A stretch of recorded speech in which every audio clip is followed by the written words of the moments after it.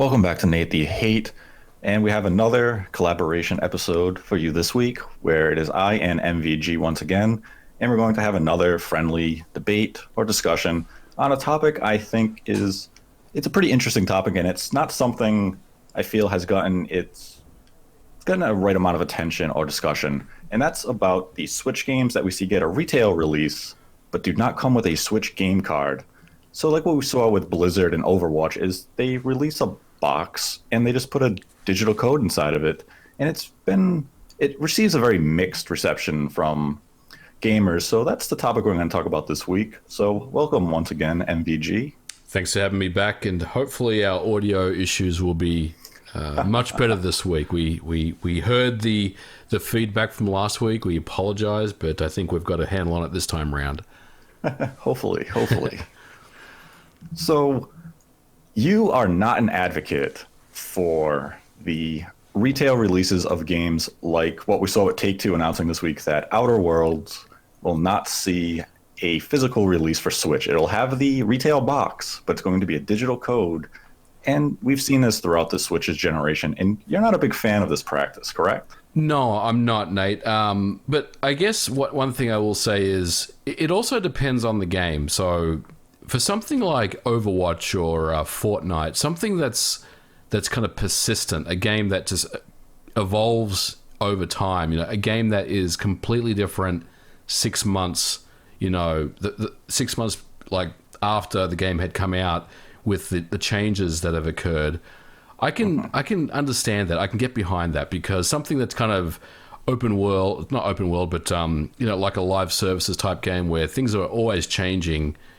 I definitely see the approach there with why bother putting that on a physical cartridge, because when you install the game, you're just downloading the latest patches for it anyway, which just brings it kind of currently up to date.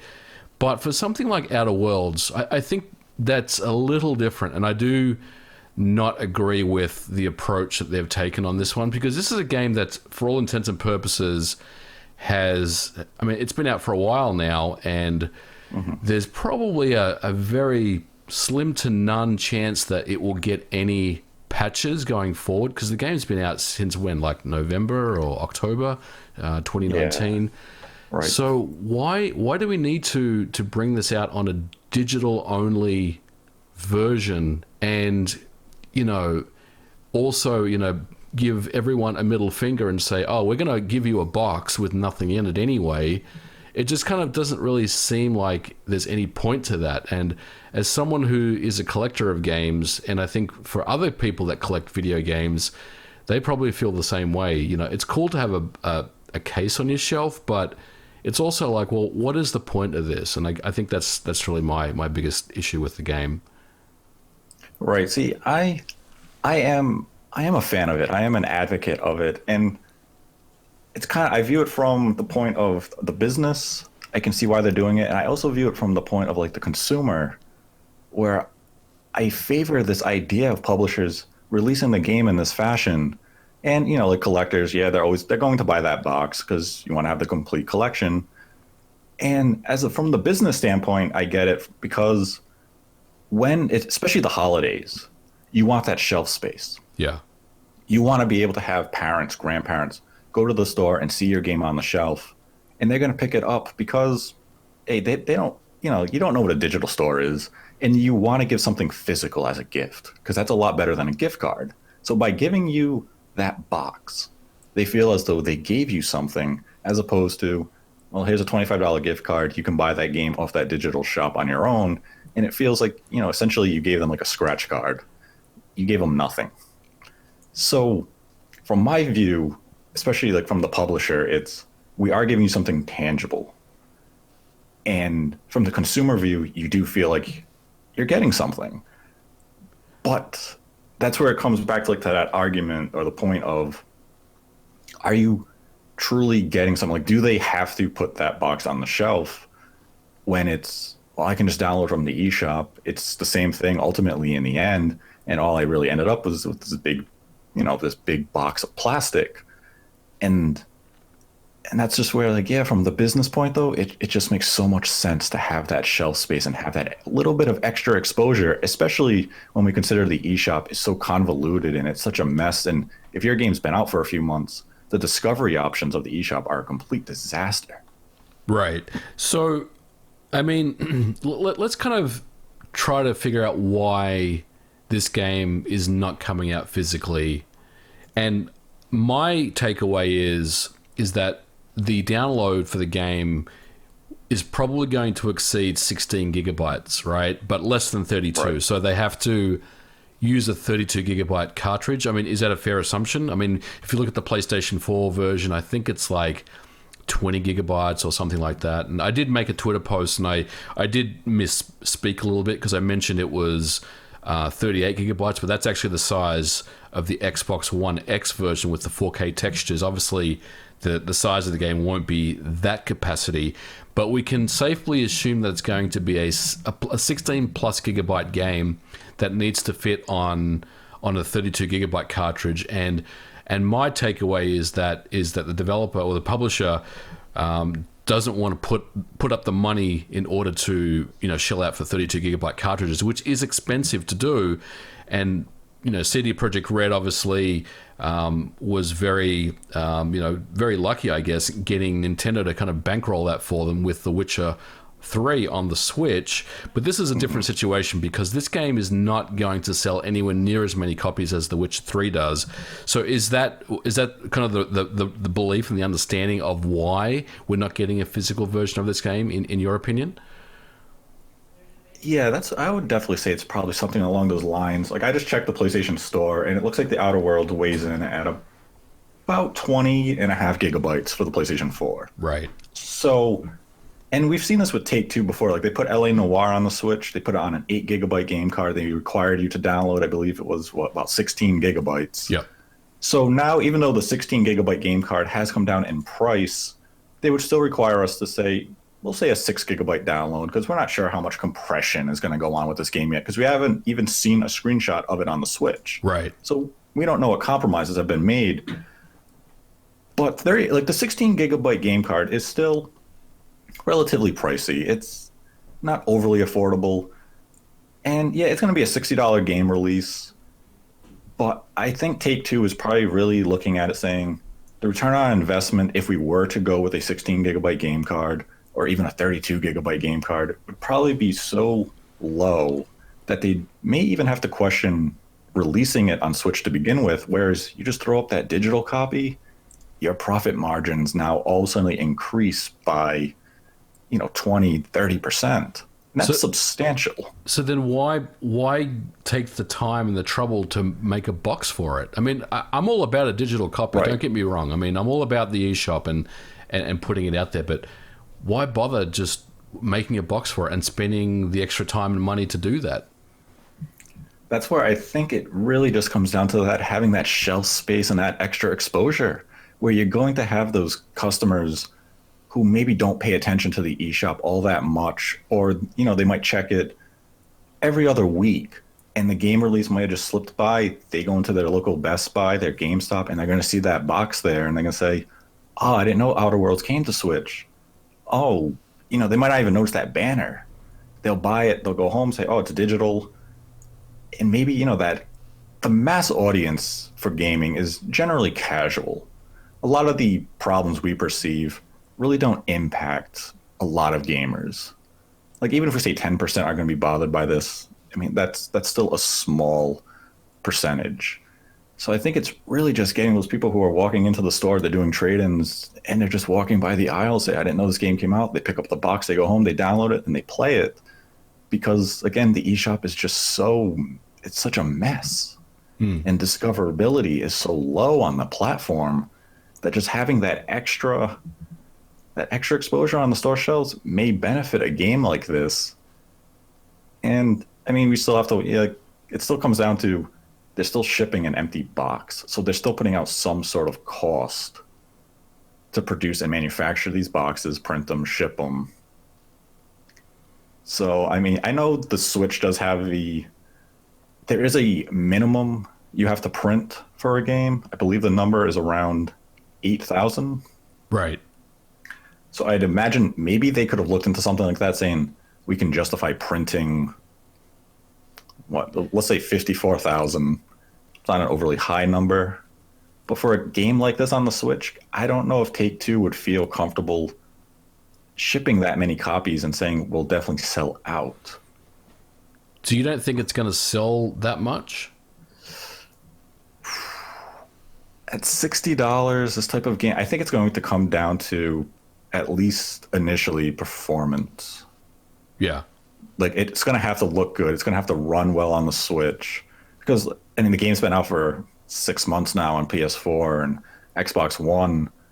And I'm not sure if the game had that much of a hugely positive word of mouth. Like, it was a good game. It was well received. It was Game of the Year nominee. But is it the type of game you're going to double dip and return to on the Switch release? Yeah, I mean, I'll probably pick it up, but I'm definitely not the kind of average person. For me, it's really to take a look at the performance and see how it runs, and just kind of get a feel for how the Switch version runs, which I think will be a good port. I think it'll run well, but I do agree. I mean, I think if you've already played the game, then there's not that much reason to pick up the Switch version. But on the flip side, if you haven't played the game and you were waiting for the Switch version, I think this is kind of disappointing, for many people. And I guess the other thing about I have issue with this is, and this is not specifically for Outer Worlds, but in general, there's always a hidden cost associated with a digital download. So, you go to your Walmart or your Target or your Best Buy and you buy what you perceive to be a physical box copy of the game. You take a look at the box and it says, no, this is a digital download only.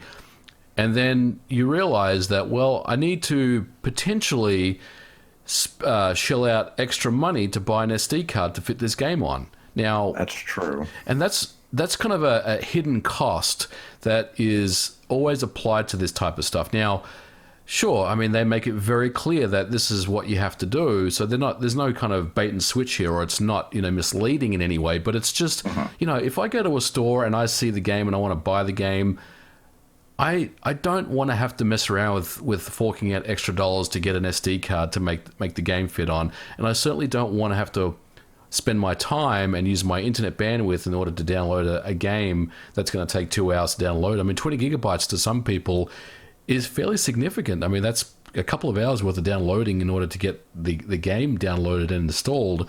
So those types of things really are eliminated by a true physical version. And I'm not saying it's a misleading practice or anything like that. I just feel like it's an unnecessary thing that these game publishers decide that they want to do. I mean, you either make something completely digital or you don't. And I think this kind of in-between thing really doesn't help anyone. It's completely unnecessary on both sides. Yeah, see, you bring up a good point there, because like we've seen it with a lot of the games where they will do the secondary downloads. So like with Outer Worlds, not to continue to pick on this game, if they did bring it to retail with a game card and they said, we gave you an 8 gigabyte game card, you have to download 16 gigabytes. It still falls into that gray area. Like, yeah, great, you gave me a card. Essentially, you gave me the license on the card. I'm still downloading 90% of the game. So at that point, you may as well have just put the code in the box, because you really didn't give me anything in this case. So I guess it kind of comes down to, for a publisher standpoint, of because the game cards are still so pricey, would people be willing to drop $69.99, $74.99 on Outer Worlds on Switch if it came on a 32 gigabyte game card and you had the full game in a physical state? I think as a base product, probably not. But if you gave them an incentive and added maybe a couple of little extra bonuses here and there and turned it into more of we'll call it a physical collector's edition or a physical limited edition, I think so. I mean, then you're kind of getting into the limited run games kind of territory where you've got a small number of physical copies, but because all of a sudden now it's something that's a little more sought after that collectors want, then they would probably go after that. And I you know what I'm saying? Like, I think if you give something, if you don't offer anything as an incentive to get that, then probably not. I agree with you. But if you give them a little bit extra, something more there, then I would say yes. I mean, I think that makes a lot of sense, with some of these kind of limited editions that are provided with video games. Yeah. Like we kind of saw with The Witcher 3, where they gave you a map. They threw in a bunch of extras basically to justify that $60 price point because, I mean, we can get The Witcher 3 complete on PS4 or Xbox One for about $15. So they really had to sell that $60 full price release on the Switch, and it seemingly has done well. But, I mean, they threw in a lot of those extras. They had to justify that 32 gigabyte high price, even if Nintendo did potentially give them some sort of incentive or they subsidize the cost to them. But, like, they at least sold it to the consumer as something special. It wasn't just, here's The Witcher 3, enjoy. Right. Like, they threw in all that DLC. Everything was packed on that single game card. And it looked like they gained a lot of goodwill with the consumer by going that extra mile. Yeah. Look, I think this game going pseudo physical or half physical, whatever you want to call this middle approach, I think it's going to hurt the game more than it's going to help it, believe it or not. And there's people that I follow on Twitter that have pretty much said, nah, I'm probably not going to pick it up. I don't need this anymore. And I'm kind of on the fence about it too. Like, I mean, look, I'll probably get the game. I'm not going to lie, but I am disappointed that it's not physical. For me, and look, this gets into more of a like a mental thing more than anything. If I know there's a game or a game box on my shelf that has nothing in it, then I kind of don't want it. I'd rather just use that shelf space for an actual game that has a physical cartridge in there. You know what I'm saying? Right. So, right. I mean, but it's also interesting because I think a lot of collectors agree with that too. That they want the physical cartridge and the physical box. The physical box is cool, but really it just has to have everything. And I guess the other thing that comes to mind is about game preservationists. Like that there's a lot of people out there that love to collect this stuff. Collect physical games because they want to preserve this stuff. Now, at the moment, the Switch is not in any danger of any games being lost because of lost source code or lost binaries. But this is one of those instances where if the eShop ever goes away, let's say 10 years from now on the Switch, where they decide to close down the eShop because the Switch 3 is out with whatever the new thing is, then this is potentially one of those games that may just get lost in the ether and never recovered. I mean, obviously there's people out there that do preserve these games and it's not difficult to do that. But you see what I'm saying? I mean, I think right. It's one of those things where there's some possibility that if the game decides to get pulled or if the network service goes down or it gets closed down, then this type of game is at risk for being lost, in history. That's a good point. Like we recently saw a lot of those like Wii eShop releases, like Lost in Wind, a lot of those indie games. Now with that Wii eShop shut down, there's no way to act. Like if you didn't download those games, you can't buy those games anymore. Right. And I think about like the Rebirth, and I know we're probably deviating a little bit from the discussion, but this is more about preservation. But there's like the Rebirth games that M2 did on the Wii. Yeah. And I've heard rumors, by the way, that there's some talk that they're going to come back, which would be great to see if that happens. But yeah, I mean, I just worry about that stuff, from a preservation standpoint. Every game that's ever been developed and published deserves to be preserved and saved. And again, it's just another one of those things where you think you're doing the right thing and getting a copy of this game when you're really not. You're just getting a bunch of ones and zeros that live on your SD card. That's true. I mean, the industry is definitely it's changed a lot, even in the last 5 years. Because I'd say during like the early Wii U times, there'd be games that were coming out in Japan that they weren't getting localized. And I was definitely one of those fans sitting there saying, you don't want to release it on, on a CD or the DVD. Just put it on the eShop. I just want to play the game. I don't care because you can't justify the localization cost. I just want to play the game. And now we actually have that situation happening, and the discussion has kind of shifted to, like if you guys can do a physical release, and this is also why game companies like Limited Run Games and what is I Am 8-Bit and Yep. special edition games, all those have birthed up because they saw that opportunity of indie games or just Japanese games that weren't getting localized and saying, we'll handle that for you. Because you did have a cry from the crowd saying, we want a physical copy of like Fast RMX. And for some reason, a larger publisher just wasn't going to give them that deal. So Limited Run Games comes into it and they do it.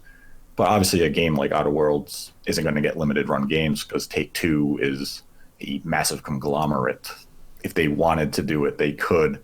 At the end of the day, they seem to just look at it and say, our return on investment is going to be minimal if we print this on a game card. So in our business interest, it's not there because ultimately we do have to look at our bottom line. And if we lose 25% to 30% by printing this on a 16 gigabyte or 32 gigabyte game card, our profit margins now go down from, we'll say 10 million down to 7 million. Maybe this port cost us 4.5 million. Well, that's a big gap of overall revenue and potential profit. So it's a complex issue. Yeah. Where there really is no clear, this is good or this is bad. There's no wrong ultimately in it. It Right. mostly comes down to from your consumer view is from a preservation standpoint, you're making this more difficult. And, as a consumer, you still want to have that physical ownership of something on a card. And you're just not getting that with these releases. Yeah. I mean, I think the other thing that is interesting to consider is, as the duration of the Switch continues. I mean, we're almost into year 3 now, right? We're coming up to year 3 in March here next month. The chances of more games that are larger in size starts to increase because, I mean, it's just the whole Moore's law thing, as time goes by, games get bigger, more complex. They tend to get bigger in size, which tells me that, well, if Nintendo is still charging a fortune for 16 gigabytes or 32 gigabyte cartridges, then we're probably going to see more of these games not make it physical, and we get this, middle half hybrid thing going on. And I just wonder how many more of these games we're going to see this year specifically that are ports from, Xbox One games or even the old 360 games. How much of these we're going to see more of as the kind of requirements for these games start to get bigger and bigger, and we start to see larger games coming out that exceed 16 gigabytes. I think we're slowly going to start seeing more of these over time, and I think this year especially there's going to be probably, I mean, this won't be the last time we see this without a doubt. Well, I think we'll see absolutely more. Not. I mean, we'll talk about the rumored Bioshock Trilogy for the Switch. Yep. There's likely no way we're getting all 3 Bioshock games on a single game card. At least one of those games will likely be a digital voucher in the retail box. Absolutely. My guess would be Bioshock Infinite. Yep. So, I mean, and we've seen this with Final Fantasy X. X2 was a digital download. We've seen Capcom do this numerous times, like Resident Evil Origins. You had to download Resident Evil 1. 0 was on the game card. We've seen them do it with the Mega Man games, despite those being, minuscule in size. That's a case of really Capcom just sitting there saying, it's a budget release. We're not going to use a 16 gigabyte game card just because that will eat into our profits. We want to keep the profit margins pretty much straight across the board between PS4, Xbox One, and Switch. So too bad you have to download a 2 gigabyte file because, Capcom's going to Capcom. But definitely this year we're going to see a lot more of those in between releases, as you put it. Either we're going to get part of the package on the game card, like Doom Eternal. Yeah, I was just going to mention that. I mean, Doom Eternal for me sounds like the prime example where this is probably going to happen again. Right. I mean, like I bought Doom 2016 on the Switch. It had an 8 GB download. Now, if they are able to get the size similar to what Doom 2016 was on Switch, they might go with the 16 GB game card because it will be a full release. So hopefully Bethesda is able to go that path. But I mean, my hopes, that's just hopes and dreams. I'm fully preparing for some sort of download because that just seems like that nice stop gap kind of for publishers where they make people happy. You got the game, you just have to download this because everyone's accustomed to day one patches. Everyone, even on the PS4 or Xbox One, you go home, you pop in the disc, and the game says you have a 22 GB day one patch. That's true. It's become routine to us at this point.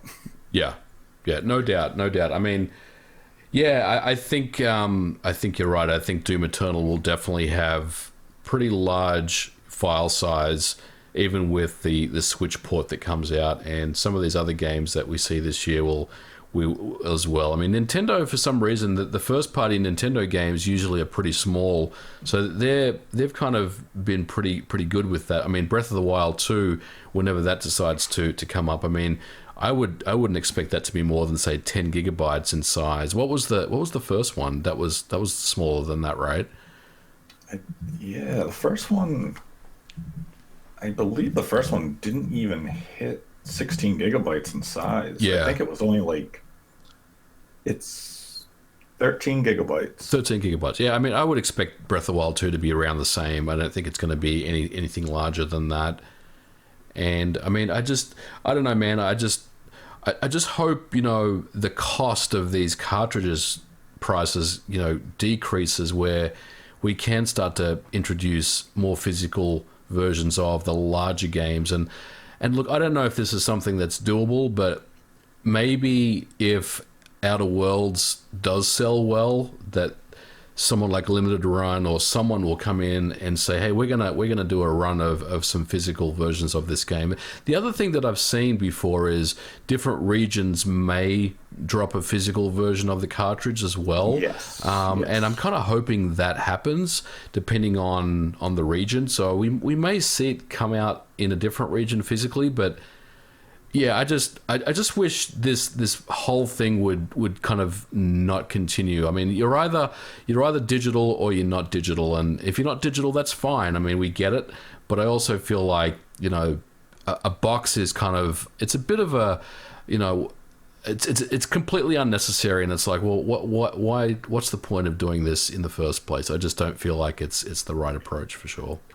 Do you think maybe publishers are taking this approach because they're seeing such a large percentage of gamers adopt the digital lifestyle that they're basically just doing it, saying, we know 50% of the market is now digital.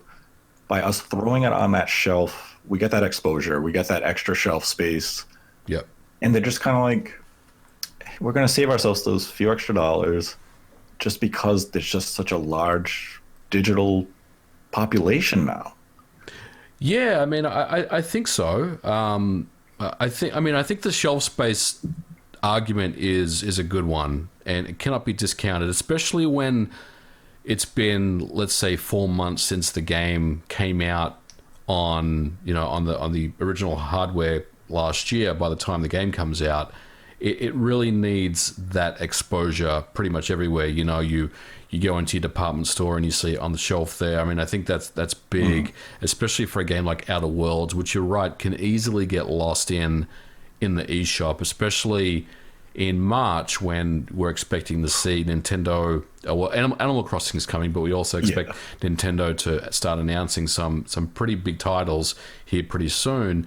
So yeah, I mean, I think you're right. I think ultimately the reason why this is happening is to maximize exposure for the game. But the other thing I will say is, do you think, I guess this is a question, a hypothetical, but do you think if the game came out on the same day as the Xbox One and the PS4 versions. Do you think that they would go with a physical version when the game came out on day and date type of thing? Because I know they're kind of playing catch up now because the game's kind of old and people tend to have forgotten about it. But if the game came out day one and it was all kind of hyped up and it was right there with the Xbox One and PS4 version with the Switch version, do you think that they would have considered a physical version at the time? I think they would have. I think they would have gone a similar path that we've seen Take-Two and 2K do with the NBA 2K series, where we probably would have gotten an 8 GB game card and we would have had a 16 GB download just to say we're on the shelf, it's physical. Yes, we have a mandatory download. Yeah. But that's a tough hypothetical to really gauge, because if they did launch day and date and they said, well, we're just putting the empty box on there for the Switch, it's primarily a digital only game, I'd say that pretty much would cut the legs off of that game's momentum immediately, especially day one. Right. Launch day to date with the PS4 and Xbox One versions. Yeah. So, that kind of makes me think of another hypothetical. Do you think potentially by doing it this way, it's so the publisher can essentially control those digital prices all they want? Like this way, we're basically probably not going to get a price drop of any significance, probably for a few months. And even if they do get one, it might be about 25%, because now you don't have to fall into the demand of a retailer of trying to liquidate excess stock. Right. Like they have the shelf space that helps them. They have the extra public exposure, but now they can sit on the Switch version at $59.99 for as long as they really want. Yeah. But it's not going to sell though, Nate. Let's be honest. This game's going to sell a little bit. Probably after the first few days of sales, it'll probably do okay. But after the first week, no one's going to remember this game. And Unfortunately, yeah, exactly. It's a good game and it deserves to have success.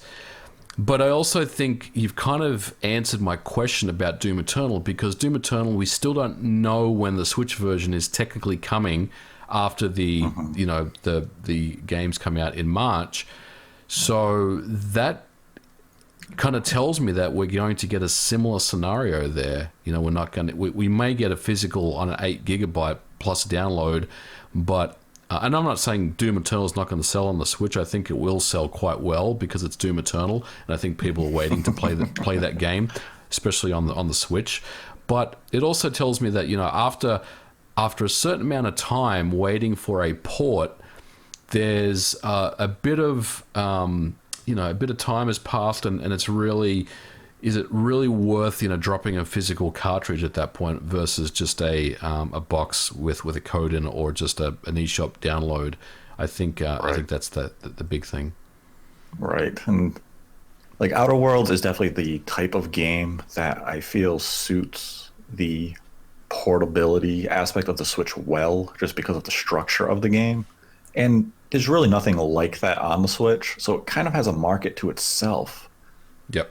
So that'll definitely play in favor to it. But I agree that if I had to guess on sales performance for the game at this point on the Switch, I really wouldn't give it that high of a number. Like I would say it's going to sell low enough where if I were the publisher, I probably wouldn't be able to justify a physical game card print run of it. Yes. Because if it sells, I'll probably set the ceiling for worldwide maybe 250,000.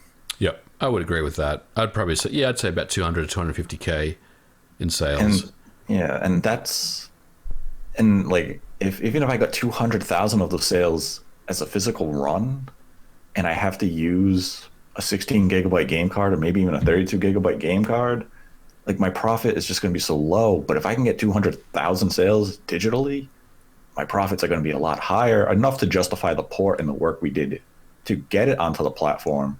But like we're not looking at a multi-million seller here, unfortunately, just because of the essentially the Switch's demographic. but Yeah. it's tough. Like I like the idea of how they do throw it on the shelves. They do let people buy the box, especially grandparents around the holidays, of just being able to feel like they gave their grandkid an actual gift. And I get why they're doing it. And it's a complex matter because it's like some people look at it, oh, it's greed. And I mean, it's business at the end Yeah. of the day. I don't see it as greed, but I don't see it as like a bait and switch. I mean, I've heard people say, "Oh, this is a bait and switch," and all that. I mean, it's not really a bait and switch. I mean, it's very clear what the box says when you pick up the box and take a look at it. But I guess the other point there is, if you don't really, people like us, I mean, we're on Twitter every day and we're pretty much in touch with what's going on with video games. But for the person that isn't, that says, oh, I'm going to order this on Amazon, and just, it comes in the next day, and then they realize, oh, this is not physical. And it goes back to that, well, hold on, I don't know if I have enough SD card space to fit this game on. That's really the person that is affected by this, where they think they're getting something, they get the box, and there's the big disclaimer on the front, and they're like, oh shit, now I gotta figure out how to fit this game on my SD card. I think that's where it really hurts the consumer more than anyone. Right. And like as you said earlier, we do see some of those regional physical releases, like we saw Capcom did Onimusha HD physical release in Japan. We saw Final Fantasy X and X-2 get a single card release in Japan, or we just saw Final Fantasy 7 and 8 get a single card release in the Asian market. And like that happens because the publisher actually has more control over prices in the Asian and Japanese market than they do in the West. Is it not about marketing as far as how they know it's going to sell more copies in those regions, so they kind of take a gamble and print physical versions? They could basically sit there and say, we can print 32,000 of these. We set the price. We know we'll sell out that initial wave, and then we can just do smaller waves if we feel it's necessary. Or we just, once that print is done, it's done. Like in America, like they're not going to send out a print wave of, 30,000 for the entire country, because then which retailers are you selling 2 copies to? Right. Best Buy is not going to buy their, single copy of Outer Worlds for for their store, because it's like, woohoo, one copy. So the Japanese, like Asian markets are a lot different, and that's what allows them to do those type of releases, because they know it's going to be of a smaller quantity. They can control those prices a little better. And the Western market is just so much more vast. Yeah. That there's no real way they can replicate that here. And that's where, like, there's no real solution to this problem, unfortunately, because it's either prices are going to be higher for the games, and then no one's going to be willing to spend $15 extra for a Switch port that's coming late, when you could get the game probably discounted already on the PS4 and Xbox One, which would likely be the better performing, better looking game. So yeah, we're just stuck in that weird, like, you either just do a pure digital only release, or you release it physical and you potentially have to charge more for it, which we have seen people rebel against, because we have seen Capcom do a physical release and people say, well, why is this $10 more? And we've dubbed it the Switch tax. Yes. Yeah. So it's complex. I'm hopeful that Nintendo, well, the price of those cartridges will decrease. I mean, we've heard about the 64 gigabyte ones that are in the works. So hopefully we'll see the 16 and the 32s go down, and entice publishers to consider making more physical versions of the games.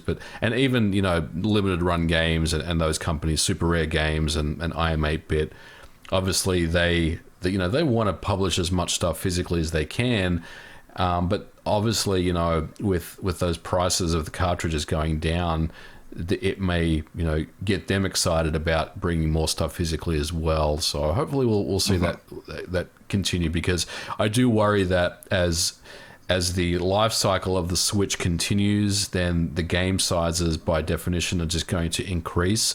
And, we're going to get to a point, hopefully not, but if things kind of stay the way they are, then pretty much anything that's third party that is come from the 360 or a collection from the 360 or a port from the Xbox One or PS4. I mean, it's most of them are probably going to stay digital, unfortunately. So let's get those prices down and get more physical stuff out there. Yeah, absolutely. I mean, hopefully these are the growing pains that the Switch will have to suffer. So when we get into the next gen with the Switch 2, that those 64 gigabyte game cards are already, at an affordable price for publishers, and we're already moving on to 128 gigabyte game cards. Yep. And yeah, those can be pricey at the start of the generation, but if by mid-generation those become affordable, like if the Switch 2 can launch with affordable 8, 16, 32, and 64 gigabyte game cards, Nintendo will be in a really good position moving forward. And, if these are the growing pains we have to suffer now for a brighter future, then, it's probably ultimately will be worth it for, the few cases that we unfortunately do have to suffer of a high quality game like Outer Worlds just being a digital only release. Definitely. And yeah, I think Outer Worlds is going to be a good game. I'm looking forward to picking it up and playing it. It's sad that there's no digital version, no physical version coming, but hopefully, we'll see more games go physical this year, and hopefully Nintendo will keep those prices down of those cartridges. Yep, definitely. We are hopeful for a all physical future for the Switch. What about if they did like two multiple cartridges, like two 8 gigabyte cartridges, and put that into the package? I mean, that sounds a little crazy, a little out of left field, but I mean, is that something they could do? Could they do that? Like, could we go back to did we ever have like a multi-cart N64 game? Multi-cart? I don't think we did. No, I don't think it's ever been done before personally, but I mean, we've certainly had multi-disc, CD-based games. So that would be interesting if they could do that. So your example about the Bioshock collection, for example, you'd have the first two games on one and maybe Infinite on the second one.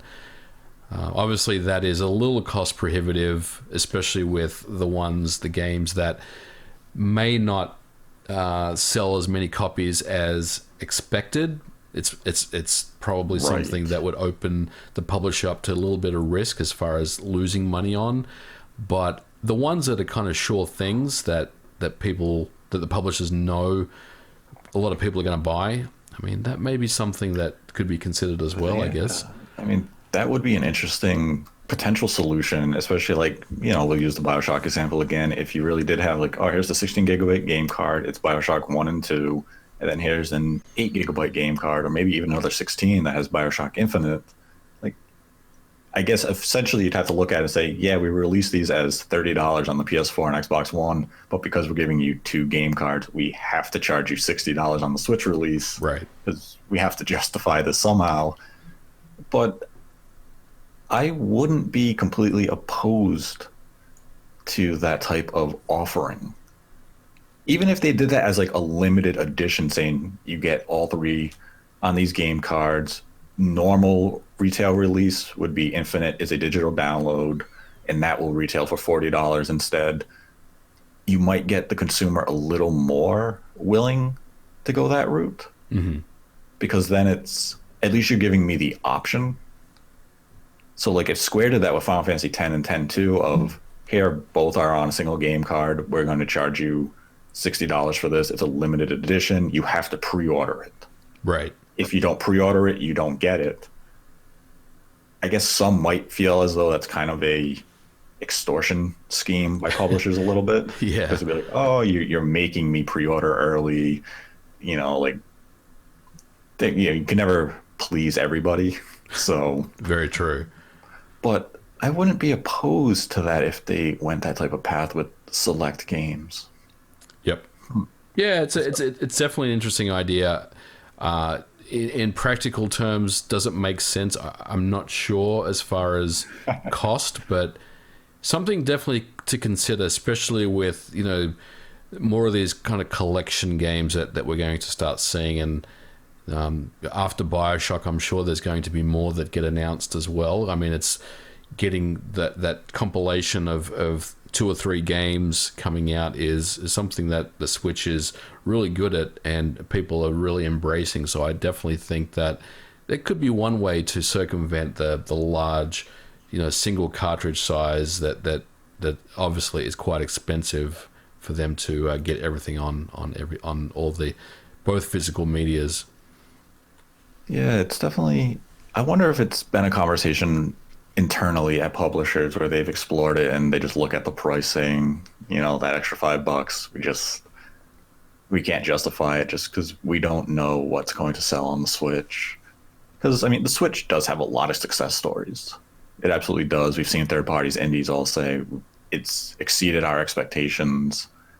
But there's still a fair share of third party games that just don't resonate with the audience. Yeah. And as vocal as the Switch fan base is about wanting all these third party games, and I know a lot are actively buying a lot of these games, be it Mortal Kombat 11 or Starlink, a lot of these multi-platform games, there's still a fair share that just aren't selling well.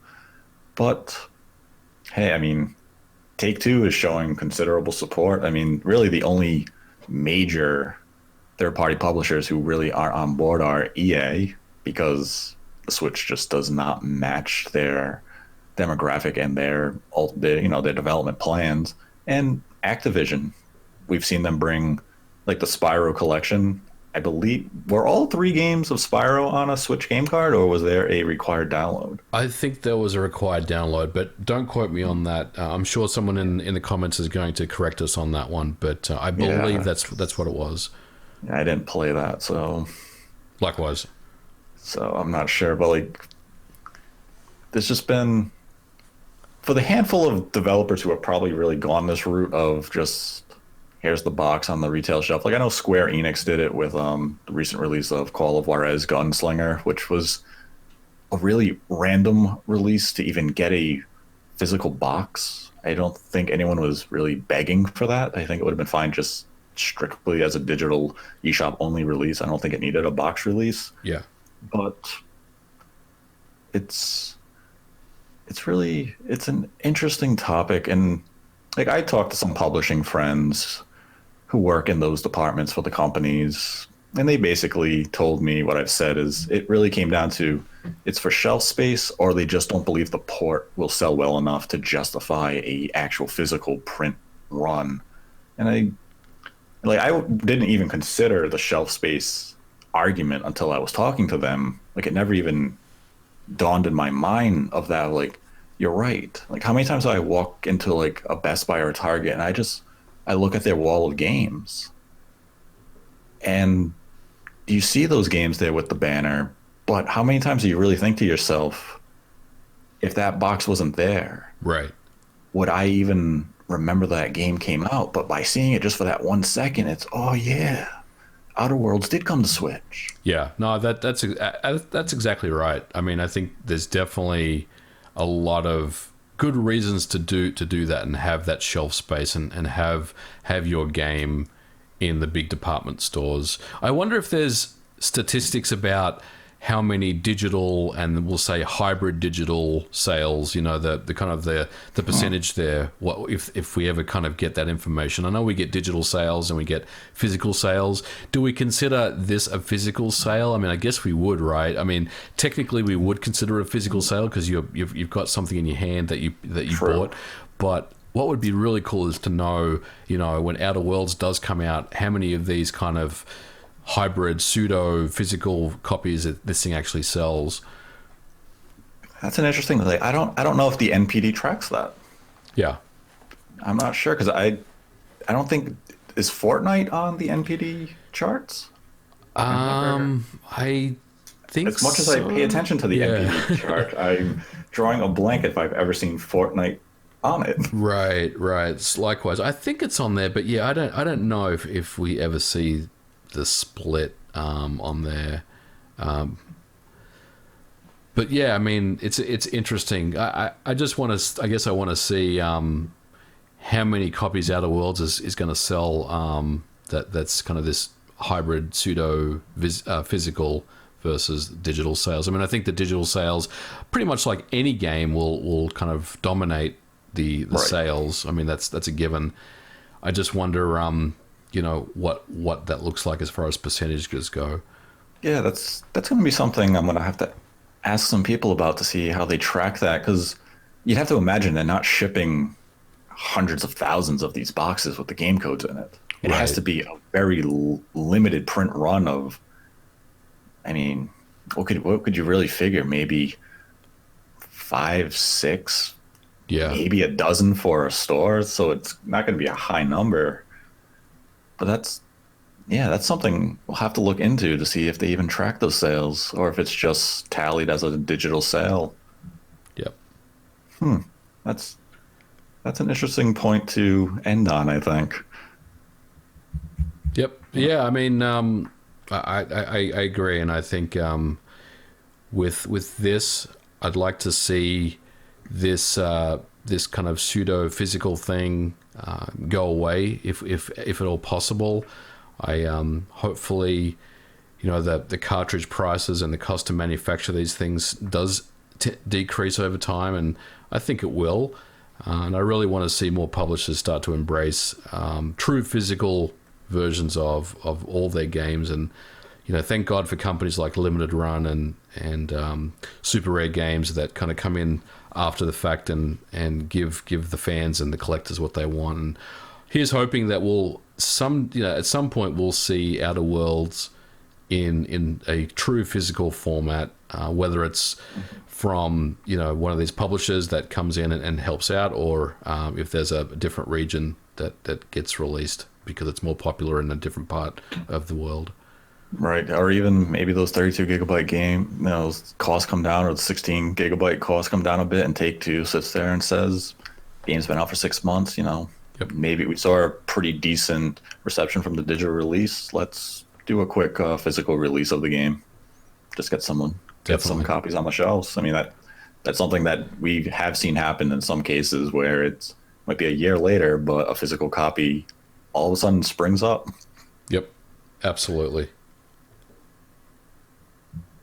So everyone, that will be the conclusion of this episode. If you like the content, give it a like and let us know what you think of this type of format. It's something we will definitely consider continuing doing in the future episodes. So I want to thank MVG for joining me once again. Yep. Thanks for having me on, man. It was always fun. Always a pleasure. So everyone, give a like to the video if you liked it, dislike it. If you did not like it for some reason, be sure to subscribe to the channel and leave your thoughts in the comment section below, and I will be sure to read them, whether they are good or bad, and I will leave a comment on some of the comments, unless you are just rude and unpleasant. Then I will not say anything to you. So until next time, everyone, have a good day and embrace the hate.